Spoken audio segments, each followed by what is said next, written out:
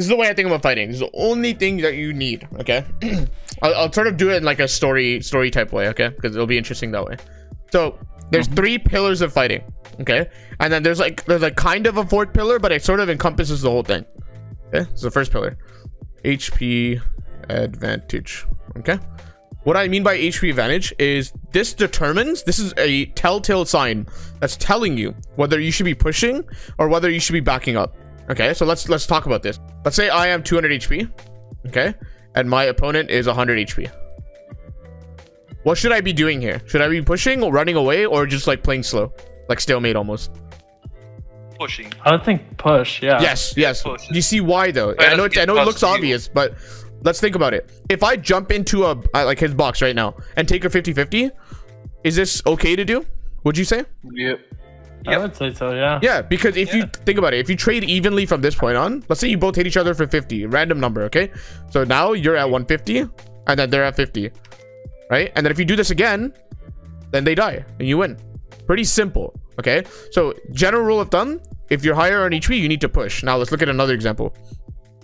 Okay, pretty simple example. We're gonna start very basic here. Okay, so 50 HP and they're 150 HP. Okay, let's say that. We pushing or we running? We're running. Yes. And in what direction should we run? That. Away from them. Exactly. So let's do an example. Okay, I'm gonna draw bird's eye view. This is your box, right?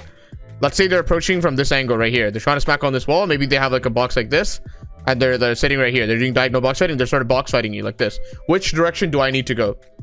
Opposite way that they backwards. So north, south, east, west. Bottom left. Bottom, but the bottom at the bottom. That's exactly right. Yeah. Okay. Now guess what? So this is how you heal.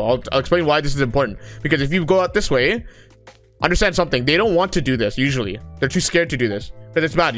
They're in your builds and you can edit out them and they don't have an exit to go out like here and here. It's just a lack of freedom. So what they'll do actually is while you do like this movement, this short movement, they have to approach like this, right? And come here, or like go along like this. One of those two options. I like this better because actually you're approaching this wall on a right hand peak. If you come like this, then you're on a left hand peak. So they're most likely a good player will go like this and approach your wall like this way. Okay.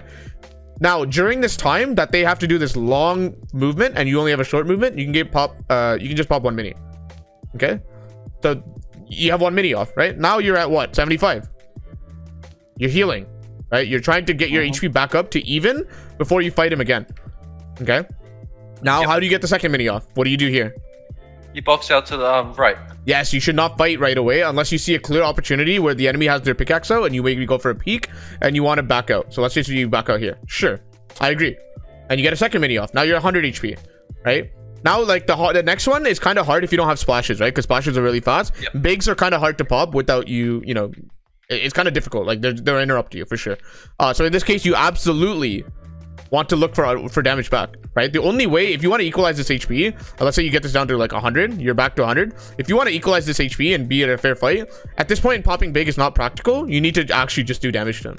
Okay, so you need to like look for an advantage. Okay, like, how can I find an advantage? You look through peaks, right? You want to peek him, make a right hand peek and try to do damage back.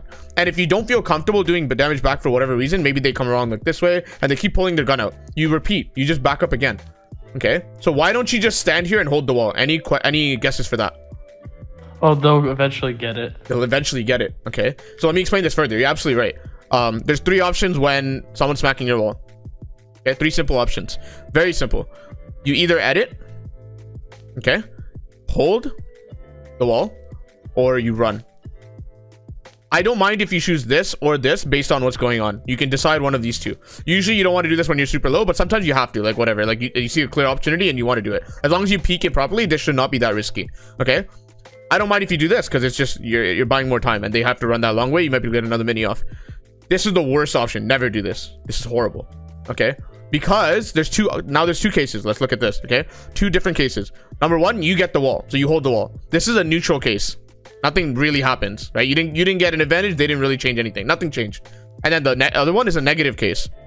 Okay, because they got your wall. Now they're gonna edit and do damage to you. Not worth it. There's nothing positive coming out of this.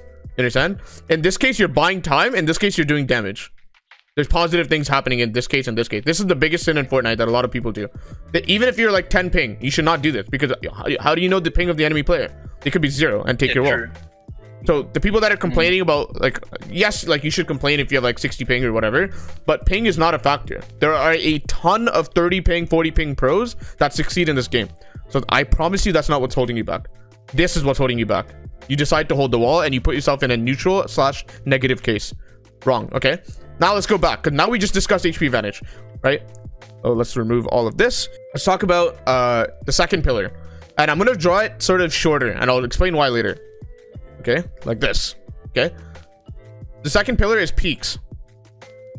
Okay, now do you guys know what a peak is, right? If you don't, that's completely fine. Just let me know.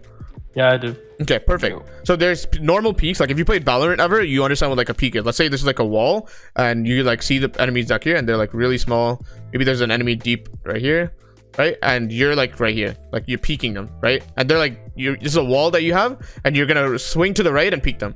Now this is a peek both in a right hand way, because you're right hand peeking them, but you're also peeking them because like you're behind a wall and you sort of swing on them, and they don't know like when you're gonna show up, right?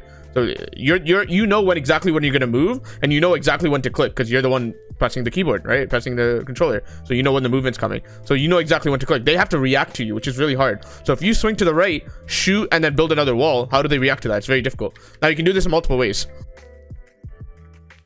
So from the peeker's perspective, I took the wall, edited it, and am now slowly clearing from right to left to find where the enemy is. I'm swinging towards the right so that when I do see the enemy, I have right hand advantage and will be able to peek him successfully.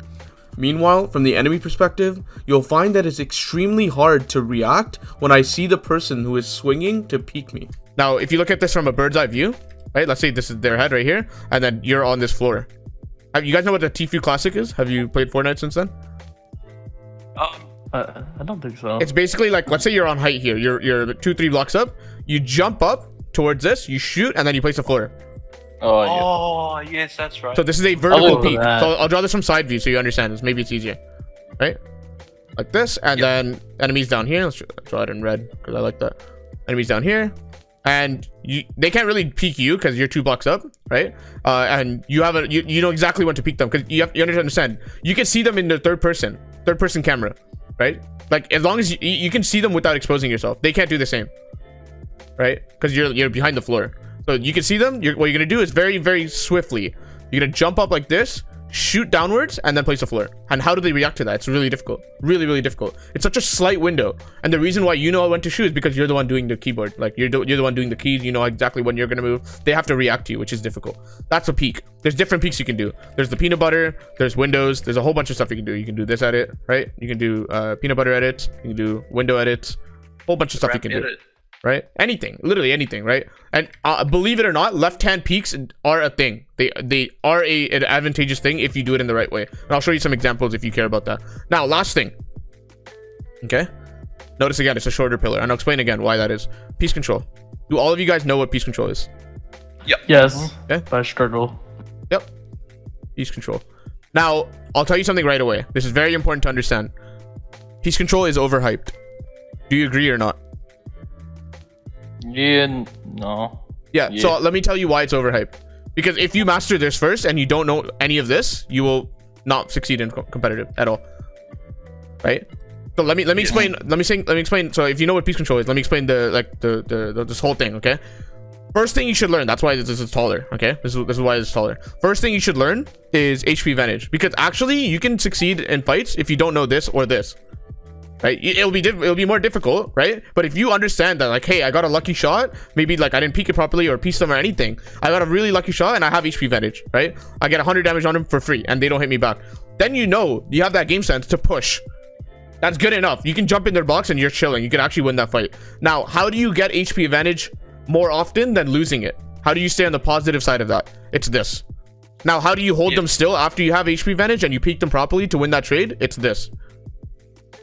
This is the 3 pillars of fighting, right? And they get less and less important as you go more to the right.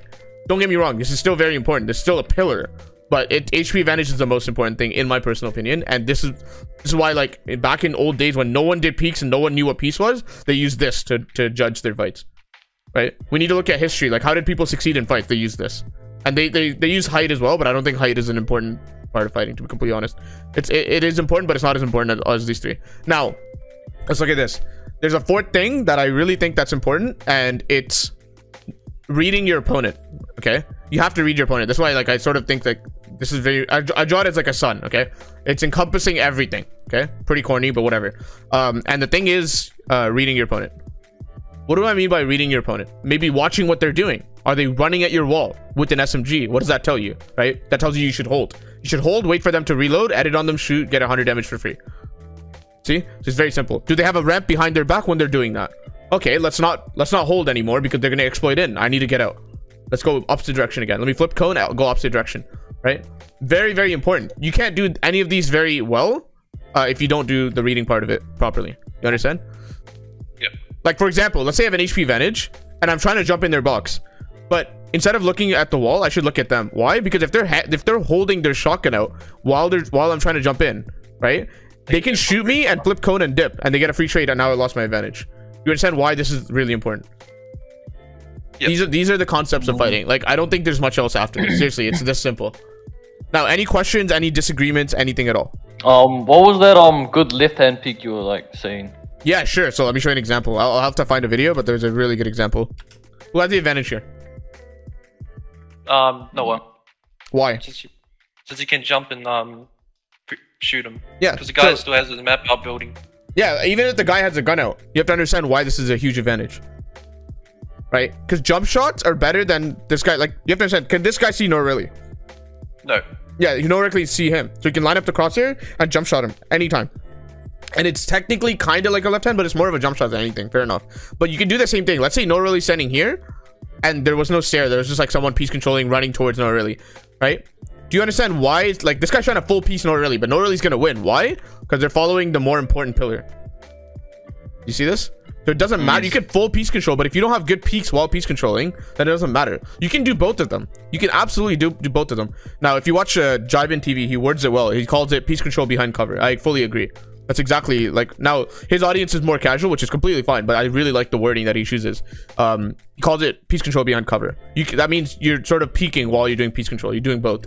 If you do both, that's completely fine. If you piece control without peeking, you better have a damn good HP advantage when you're doing it, right? Because you're doing a dry peek essentially while running into their box. You're gonna die if you don't have at least this, right? You've already forgotten this. You better have HP advantage when you're doing it.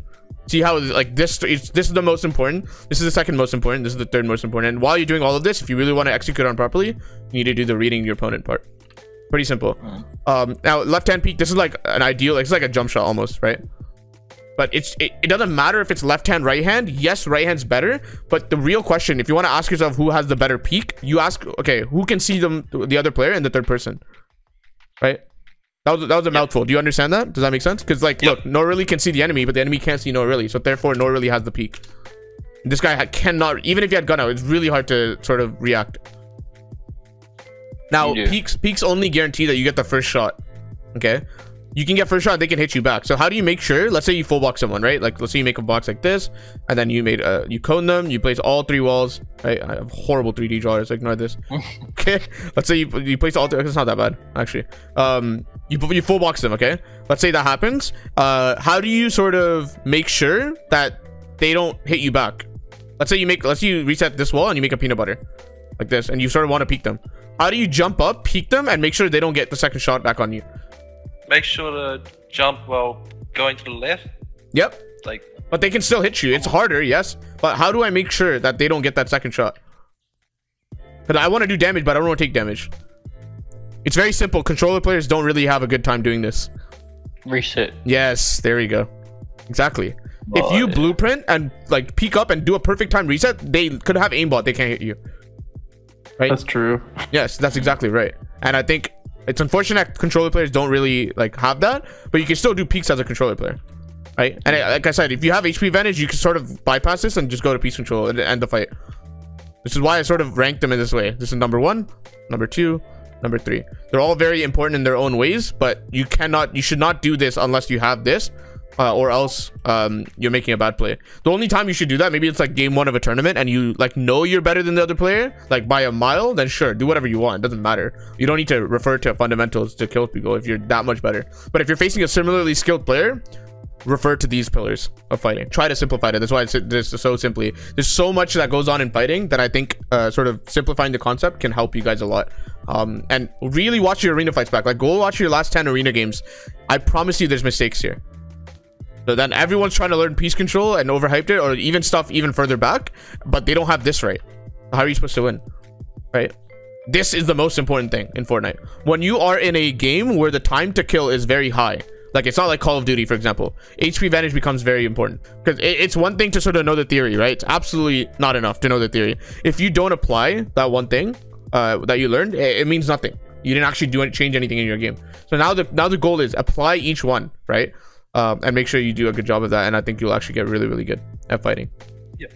Sounds good? Yeah. All right.